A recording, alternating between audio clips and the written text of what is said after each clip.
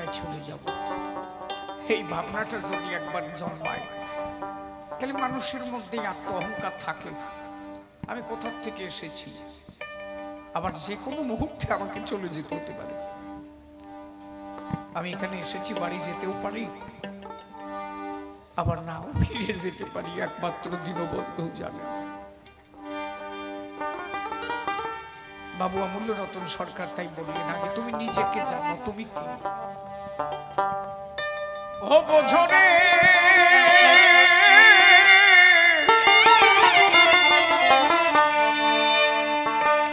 খোঁজরে মোনা পল ঘরে মানুষ কুঞ্জনারে মন, মানুষ কুঞ্জনা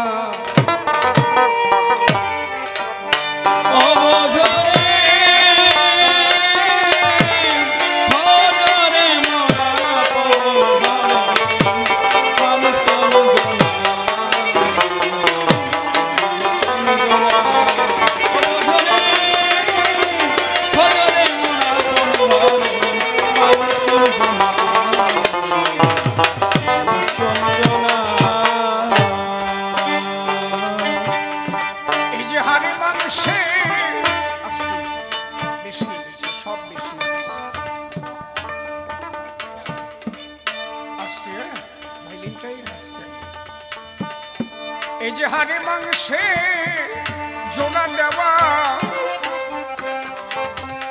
এই যে হাড়ে মাংসে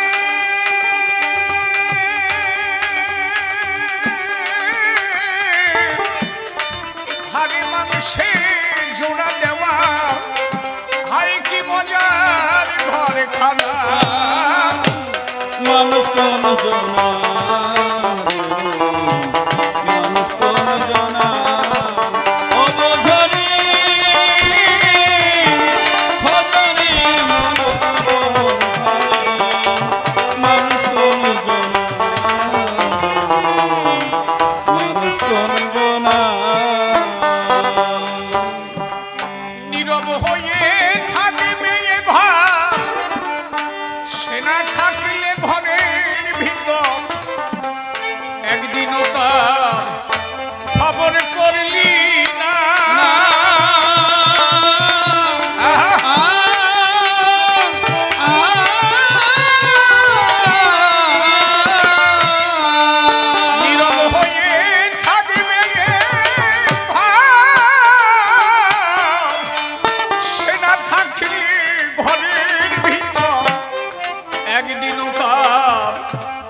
খবর করলি না,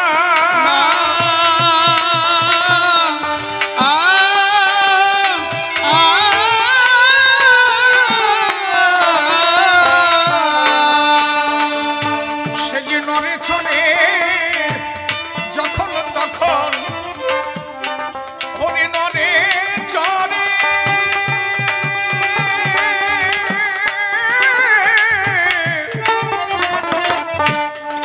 নড়ে চলে যখন তখন কথা কয় দেখা দেয় না মানুষ কোন জনা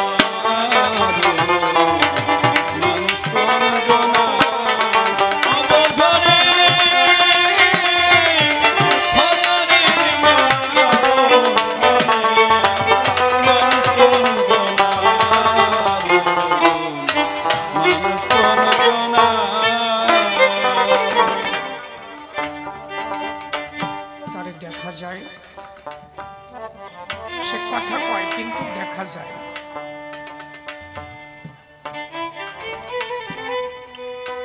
সে যে কথা বলে আমরা একটু শুনছি সবাই,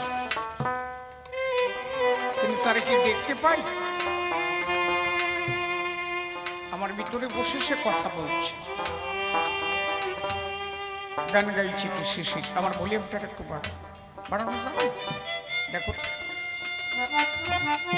কে গান গায়, শিশির গান গায়, শিশির কথা বলছে শোনা যাচ্ছে, কিন্তু যে গান গাচ্ছে ভিতরে বসে তারে দেখা যাচ্ছে দেখা যায় না। কথা কয় কিন্তু তারে দেখা যায় না। দেখা যায় না মানে যে সে নাই তা তো না, সে আছে। অতি সূক্ষ্ম বস্তু, আরো ছোট, বেশি হয়ে যাচ্ছে, একদম হালকা হালকা। তাহলে তারে জানতে হবে। তারে জানা মানে তারে যে জেনেছে তারে ধরে জানা। যে তারে ধরে নাই তার কাছে না গেলে তুমি তো সে ধরা অধরা ধরতে পারবে না। এই জন্য বলছে সেই মানুষ ধরা মানুষ হলে সেই মানুষের কথাই মানুষ। তুমি সেই ধরা মানুষের কাছে না গেলে তারে ধরার সন্ধান পাবা না। তো তার গোসাই কি লিখেছে? সেই মানুষ হাওয়া ভরে এই ঘরে বিরাজ করে, ঘর বিধি সব তালা মোনা ভাই দেখ নাচে ভবে খেলা।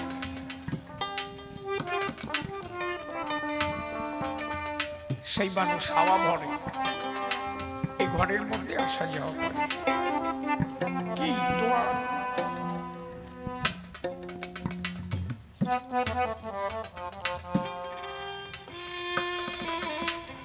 তাহলে হাওয়া ভরে সেই মানুষ আসা যাওয়া করছে।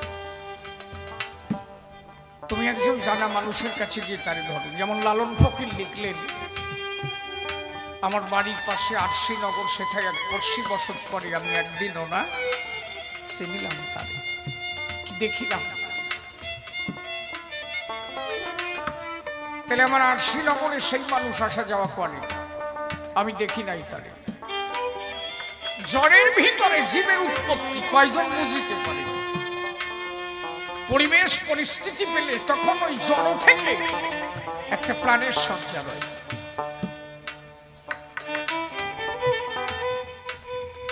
মাটির মূর্তিটা এটা মাটি দিয়ে গড়া, তাই না? মাঝখানে কি কয়টা বাঁশের টেক্সচার বড়া, বিচুলি দিয়ে খড়কুটো দিয়ে মারা, উপর দিয়ে মাটি দিয়ে লেপন করে। তাহলে এটা একটা জড় বস্তু, তাই তো? ও নিজে চলতেও পারে না। আমরা বিজ্ঞানসম্মত অবস্থায় এটাকে বলতে পারি জড় বস্তু, যার কোনো প্রাণ নেই।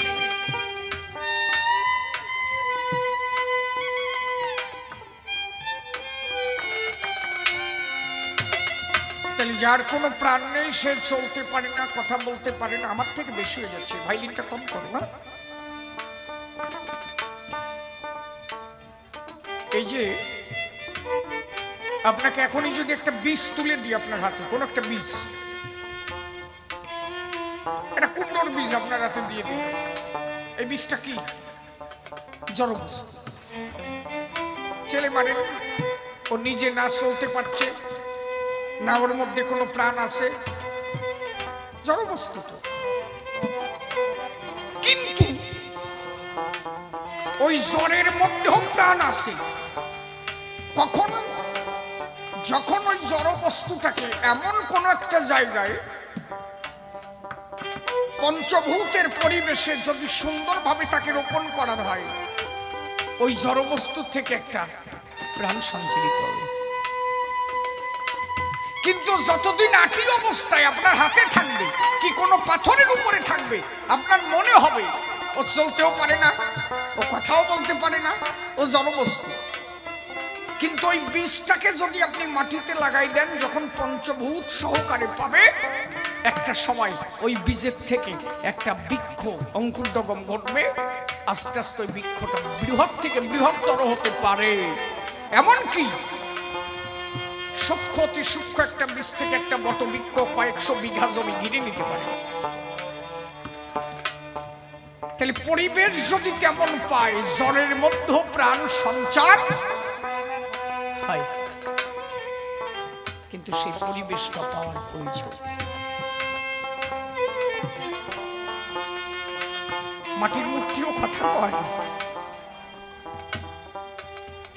মাটির মূর্তি কথা বলে, সেটা একমাত্র প্রেম এবং ভক্তির বল। প্রেম আর ভক্তি না হলে তার কথা বলানো যায় না। শ্রী শ্রী হরিলীলামৃত গ্রন্থ পড়ে ডাকবেন শ্রীমৎ স্বামী তারণ গোসাই। যেদিন বেথুরিয়া গেল, হীরামন পাগল দুর্গা প্রতিমার কাছে গিয়ে বলছে, মা কতদিন তোরে দেখি না, একটু দুধ দিবি, খাবো, অল্প দুধ দে। যে ব্রাহ্মণ পুজো দিচ্ছে ওই ব্রাহ্মণ বলছে, ওই যে পাগল আসতেছে, মূর্তি ভেঙে যাবে তো, পাগলকে সরিয়ে দেওয়া হোক, মূর্তি ভেঙে বেরোবে। তখনকার দিনে এক ট্যাক্সারে পুজো হতো, লক্ষ্মী, দুর্গা, গণেশ, সরস্বতী, তাই না? একটা ট্যাক্সারে। পাগলের আশা দেখে, ভক্তের আশা দেখে, একজন সন্তানের আশা দেখে মা ট্যাক্সার সামনের দিকে এগিয়ে আসে। ব্রাহ্মণ ভাবছে এইরকমও হয়, যে ব্রাহ্মণ পুজো দিচ্ছে সেও জানে মাটির মূর্তি কথা বলে না, ভেঙে যাবে। আর পাগল বলে, তুই সরে দাঁড়া, আমি কতদিন মায়ের দুগ্ধ খাই না, একটু মায়ের দুধ খাবো। ওই মাটির ট্যাক্সারের সামনে গিয়ে গায়ের থেকে আঁচলখানা ফেলে দিয়ে ব্লাউজটা খুলে নিয়ে মায়ের দিকে তাকায় বলছে একদম আপন করে, তুমি যদি তারে মাটি ভাবো তাহলে তোমার কাছে মাটি, আর তুমি যদি তারে খাঁটি ভাবো তাহলে তোমার কাছে খাঁটি। তারে খাঁটি ভাবতে হবে। যে ব্রাহ্মণ পুজো দিচ্ছে সে জানে প্রসাদ খায় না, কিন্তু আমার হীরামন জানে মা কথা বলে, মাও প্রসাদ খায়, মাও দুধ দেয়। যদি সন্তান তেমন ভাবে মার কাছে চায়, মায়ের দিকে তাকায় বলছো, মা একটু দুধ দে না, সেই ক্ষেত্রে তার যুগে তোলে দেখেছিলাম, কতদিন তোর সাথে আমার দেখা নাই, একটু দুধ দে মা, তোর ওই দুধ খাইয়ে জীবন ধন্য করি মা। ওই স্তনে মুখ লাগাইয়ে হীরামন পাগলা দিয়েছে টান। হাজার হাজার ভক্ত ছিল, ব্রাহ্মণ বারে বারে ডাক দিয়ে বলল, ভেঙে যাবে মাটির মূর্তি খান। দেখে বলে পাগল, হীরামন চুপ কর শয়তান, ভক্তি থাকলে মাও দুধ দেয়, আমি তোকে দেখাবো এখন। নিজের মুখখানা চেপে ধরে যখন মাটির মূর্তির স্তনের পরে মা মা বলে ডাক দিয়ে যেই দিয়েছে টান, হাজার হাজার ভক্ত ছিল, সবাই সেদিন দেখতে পেল মাটির মূর্তি থেকে দুগ্ধ বের হয়েছিল। একবার প্রেমানন্দে ভক্ত বিক্রি হল।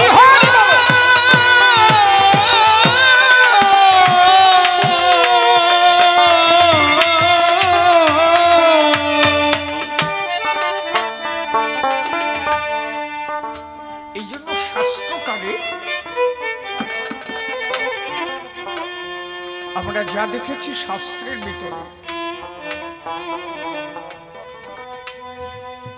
জ্ঞানযোগ ভক্তি তিন সাধনার বসে, ব্রহ্ম আত্মা ভগবান ত্রিবিধ প্রকাশে।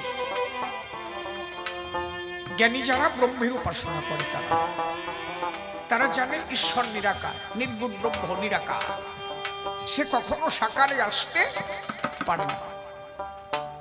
যারা জ্ঞানী,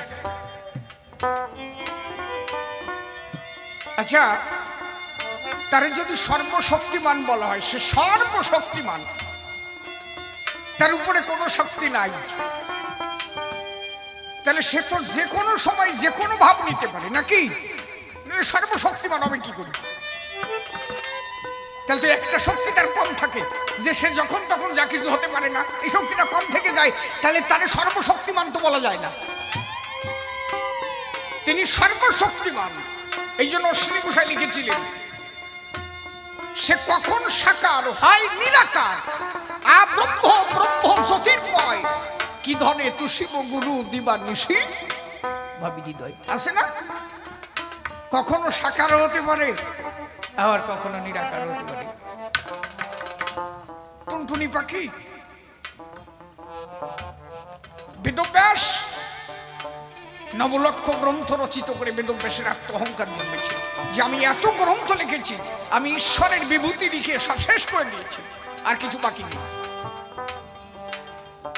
ঈশ্বর সব সহ্য করতে পারে, ভক্তের অহংকার সহ্য করতে পারে না। এ তো হাজার হাজার প্রমাণ আছে।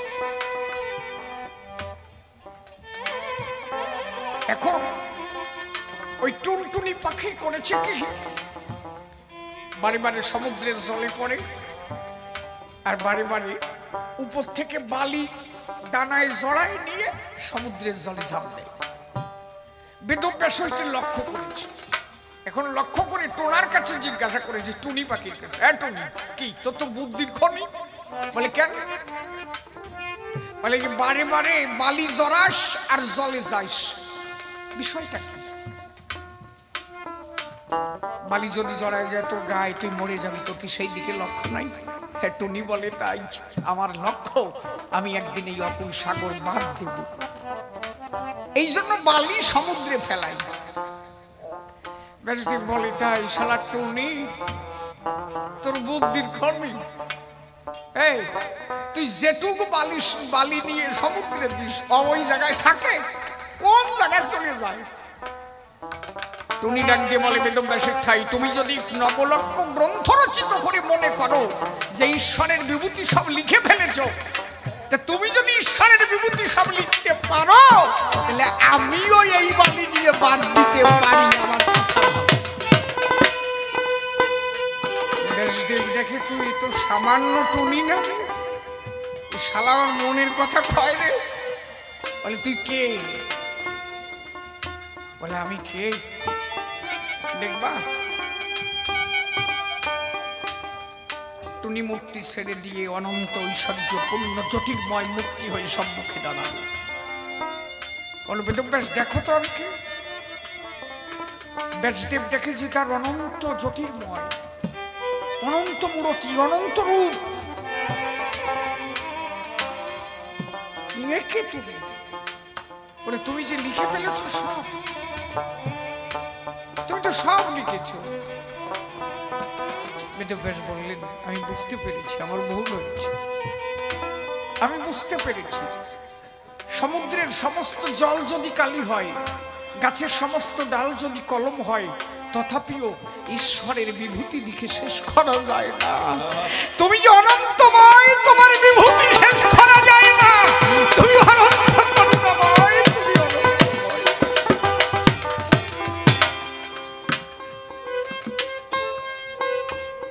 একমাত্র তিনি ভক্তের আশা মেটানোর জন্য, ভক্ত তাকে যখন যেভাবে চায়, ভক্তের কাছে গিয়ে তখন সেইভাবে ধরা দেয়। এটা হতে পারে ভক্তের ভক্তির দ্বারা। এই জন্য বলছি, জ্ঞান যোগ ভক্তি তিন সাধনার বসে, ব্রহ্ম আত্মা ভগবান ত্রিবিধ প্রকাশে। কেউ তারে আত্মারূপে পুজো করে, কেউ তারে ব্রহ্মরূপে ধরে, আর কেউ তারে ভগবান জ্ঞানের সাধন করে। আপনি দেখবেন, একদম বাস্তব কথা শুনে রাখেন, মতুয়াদের যে ক্ষমতা, বৈরাগীদের সেই ক্ষমতা নাই। এর প্র্যাকটিক্যাল কেন নাই? যে তারে যত আপন ভাবে, তার কাছে তত পাওয়ার আসে। যে তারে যত আপন ভেবে নেয়, সে তারে তত কাছে পায়।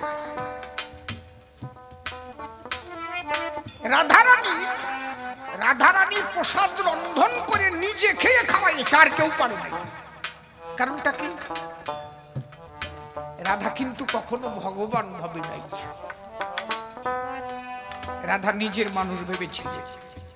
রান্না করে আগে নিজে চেটে দেখতো, যদি লবণে বেশি হয়, যদি আমার কৃষ্ণ খেয়ে শুকনো হয়, আগে নিয়ে নিজে সাঁটা দিত। ললিতা বলছে, রাধা রে, তুই খাস কেন? এটো হয়ে যায়। বলে, আমার কাছে তো এটো জ্ঞান নাই রে। ছেলে যখন, মা যখন ছেলে খাওয়ায়, আগে মা চেটে দেখে, তখন কি মায়ের কাছে এটো জ্ঞান থাকে? মা দেখে লবণে বেশি হলে ছেলে ভালো খাবে না। আমি তেমনি গোবিন্দ সেবা দিই, যদি ভালো না হয় আমার গোবিন্দ ভালো খাবে না। তাহলে তুমি যদি একান্ত আপন না ভাবো, সেও তো তোমার আপন হবে না। তারে আগে একান্ত আপন ভাবো। একজন বৈরাগীকে কোনদিন শুনেছ বলেছে, বাবা কৃষ্ণ বাবা, হে মহাপ্রভু বাবা, বাবা কইছে? কোন বৈরাগী কোনদিন কৃষ্ণরে বাবা কয় দেখছো? আছে জায়গাকে? কেন কাউ না? উনি জানে ও ভগবান কৃষ্ণ অনেক দূরের ব্যাপার, বহু দূরের বিষয় নাকি। হে মহাপ্রভু, বহু দূরের বিষয়। একজন মতুয়া খালি হরিচান কয়, কোনদিন কয় দেখবা শালা রাস্তায় দেখা হবে, ফুল বাজারে দেখা হবে, ঠাকুরনগর স্টেশনে দেখা হবে,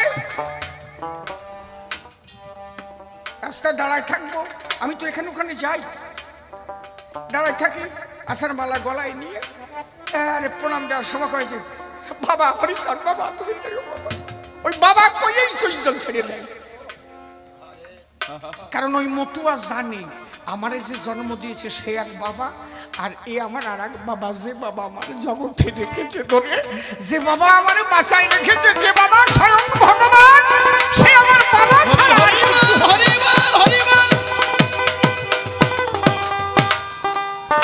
একজন মতুয়া হরিগুরু চাঁদকে একদম নিজের বাবা আপন মনে করে। সে কখনো মনে করে না সে ভগবান, এই ভগবান চিন্তা করে বোঝে না। সে তার যত আপন ভাববে সে তার কাছে তত আপন, আর তুমি তার যত দূরে সরাই দিবা তত সে দূরে সরে যাবে। বাজারে যাবা, হরিভজন হরি সেবা কিভাবে হয়? আমাদের সেই সেবা হয় না কেন? কারণটা কি? আসতে আমাদের সে সেবা হয় না।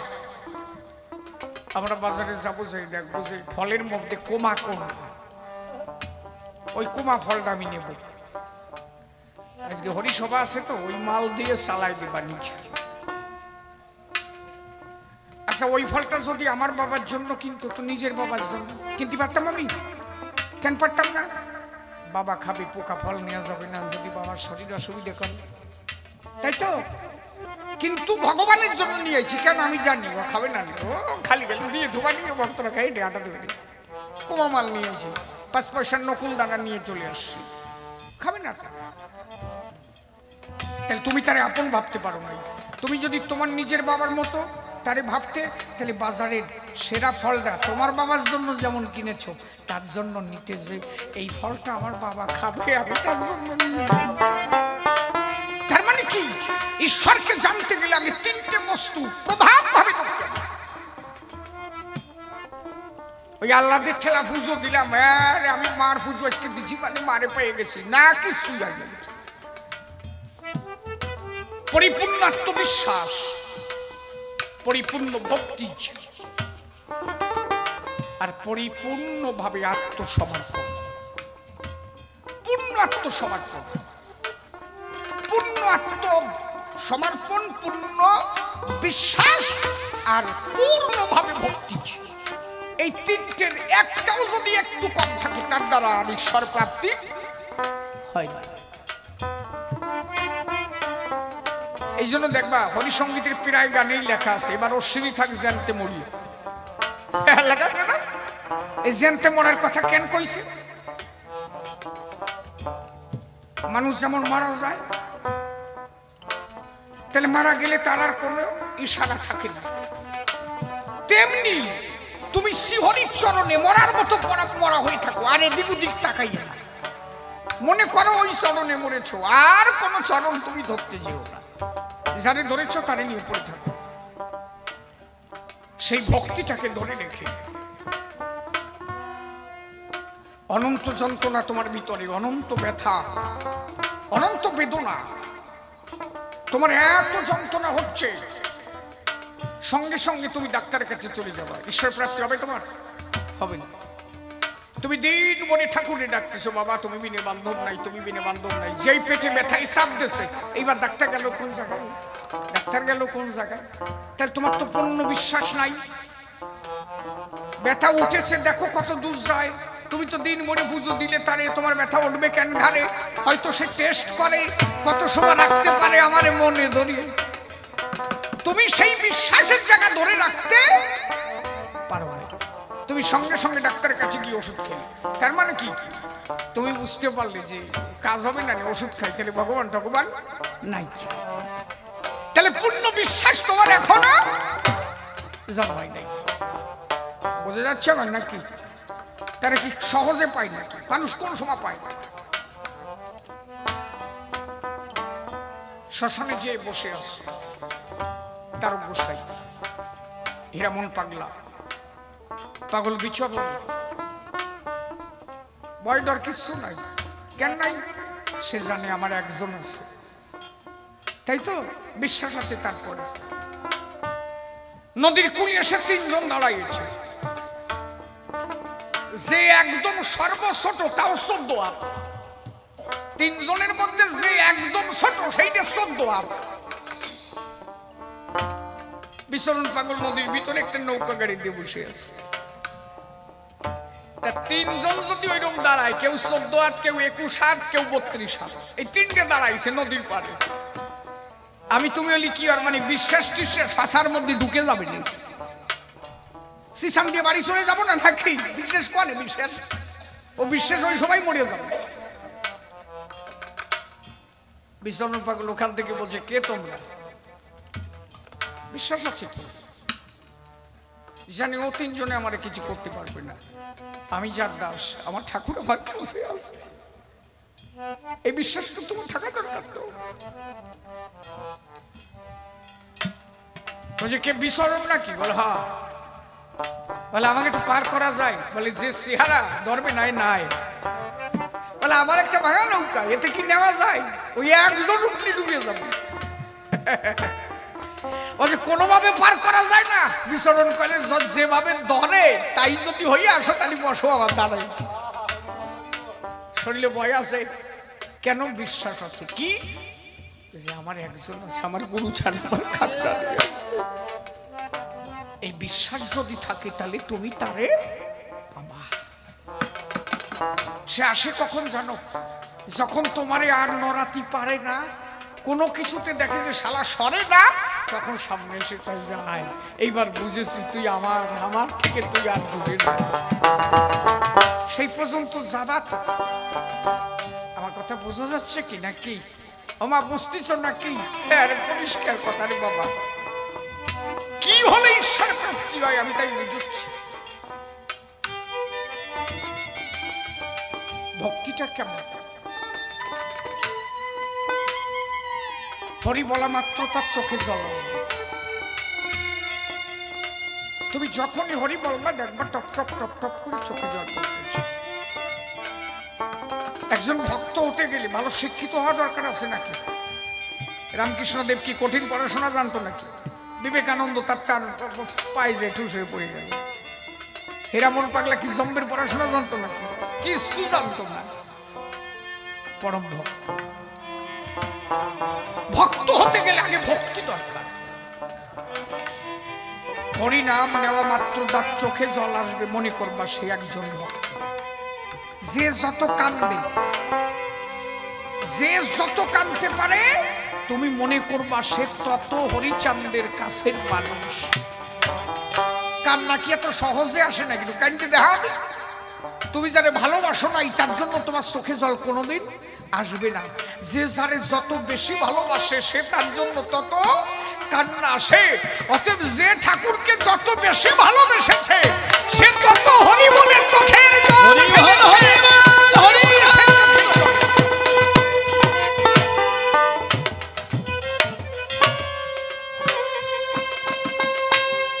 এই জন্য শ্রী গোসাই বলতো, যে পারে কাঁদতে সে পারে জানতে, যার কান্না নাই তার হরি নাই। কাজী নজরুল ইসলাম একটা গান লিখেছিল, কপটা চোখের জল ফেলেছ যে তুমি তারে ভালোবাসবে। আসেন একটা গান, আধুনিক গান। কপটা চোখের জল ফেলেছ যে তুমি ভালোবাসবে। তুমি তার কতটুকু ভালোবেসেছ? কয়টা রাত তুমি কাঁদিস তার জন্য? মীরাবাই কাঁদতে কাঁদতে কাঁদতে কাঁদতে কাঁদতে কাঁদতে শেষ পর্যন্ত সংসার ছেড়ে চলে গেল। রূপ সনাতন গোস্বামী কাঁদতে কাঁদতে কাঁদতে কাঁদতে যখন আর ধরে রাখতে পারলো না, রাজার কাজকর্ম ছেড়ে নদীর কূলে গিয়ে দাঁড়ালো, ঘোর অন্ধকারে দাঁড়ালো, বলল প্রভু কৃপা করে নাও, এখন যদি রাজকর্মচারী দেখে আমার ধরে নিয়ে যাবে, প্রভু তুমি তোমার চরণে টেনে নাও। হঠাৎ করে দেখে যে একটা ডিঙি নৌকা এসে নদীর ঘাটে দাঁড়িয়েছে। সনাতন গোস্বামী উঠে দাঁড়ালো, নৌকা আস্তে আস্তে চলতে লাগলো। আধো আধো অন্ধকার, এখনো পূর্ণ হয়ে পারে নাই। নদী পার হয়ে গেল। যখন পার হয়ে গেল, সনাতন গোস্বামী ভাবলো কি, আমার কে পার করে গেল, আমি একটু দেখলাম না তারে, যদি কোনো মাঝি হয় কিছু দিতে হয় তো তারে, আমি একটু দেখি। সনাতন গোস্বামী পিছন ফিরে দেখলো, তাই কোনো মাঝিও নয়, কোনো নৌকাও নয়। দেখে যে একটা কুম্ভীর এসে একজন ভক্তকে পার করে নিয়ে যায়। একজন হরি ভক্ত, কৃষ্ণ ভক্ত হলে তারে কুম্ভীরও পার করে।